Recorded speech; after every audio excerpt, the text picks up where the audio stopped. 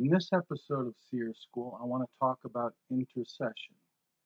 One of the keys that I believe really unlocks the seer anointing or the seer ability is intercession. The more time we spend praying for people, focused prayer for others, it opens the things of the Spirit.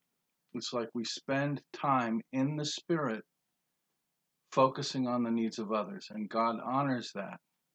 And it seems to open our spiritual eyes to greater degree.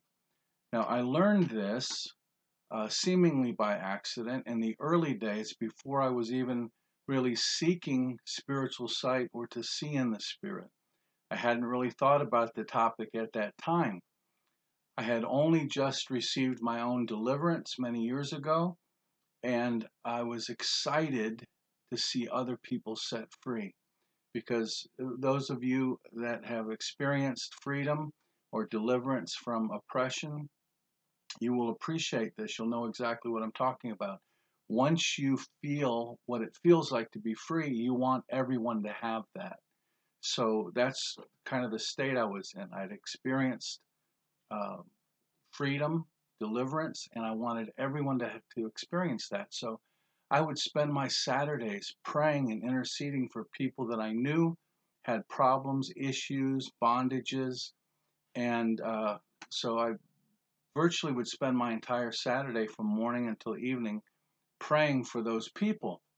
And what I began to see was as I would pray for 4, 5, 6, 7 hours over a specific topic, suddenly I would be confronted by the evil spirits I was coming against. For instance, I was praying for a young man that had a problem with lust.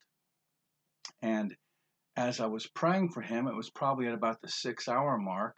So what were you praying, Mike? I was binding the work of the enemy over his life and just decreeing that his freedom. I'm declaring that the work of Satan will be destroyed, is being destroyed even as I speak it. I was speaking that in faith because I had come to understand that we carry authority and we can deliver it through the words that we speak. And so, as I was praying for this young man, all of a sudden, two evil spirits show up standing in the corner of the room. And I was a little bit taken by surprise, but God gives us grace for these things. And so they just stood there glaring at me real menacingly. And I sat there on my bed staring back at them and praying in tongues very menacingly. And it wasn't too long after that, then they left. I guess they figured since they couldn't intimidate me, they might as well leave. Um, that's why we need to know what our authority is as well, so that those kind of things won't throw us. But another instance happened where I was praying for someone else, and at probably 4 or 5 hours in, all of a sudden I see another evil spirit standing at the door, the entrance to my bedroom. And so my eyes were opening to the things of the Spirit. And I think it's because that as you pray and intercede, you're actually stepping into that spiritual atmosphere. You're actually going into the Spirit to pray. What I mean by that is this. You're not praying in the natural realm. You're not just saying natural words. You're saying spiritual truths. You're proclaiming spiritual truths. You're proclaiming the power of God. You're not working in the natural when you're doing something like that. You're seeing God's power released, which is a spiritual thing. So virtually, you're spending that 4 or 5 hours in the Spirit. And what happens when you do that? Your spiritual eyes begin to engage. You begin to see what's going on. You begin to see issues over the people that you're praying with, and sometimes in vision form, sometimes in other ways. You also begin to see those issues the people are facing, so you know what demonic bondages or oppressions people are facing. The Lord shows them to you so you know how to deal with them.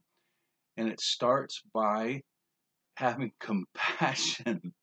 You have to have compassion. You're not going to spend that kind of time praying for others if you do not have love and compassion.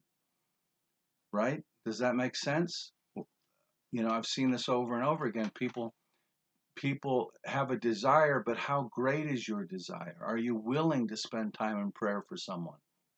I was talking to one young man that was talking about telling me how much he desired breakthrough.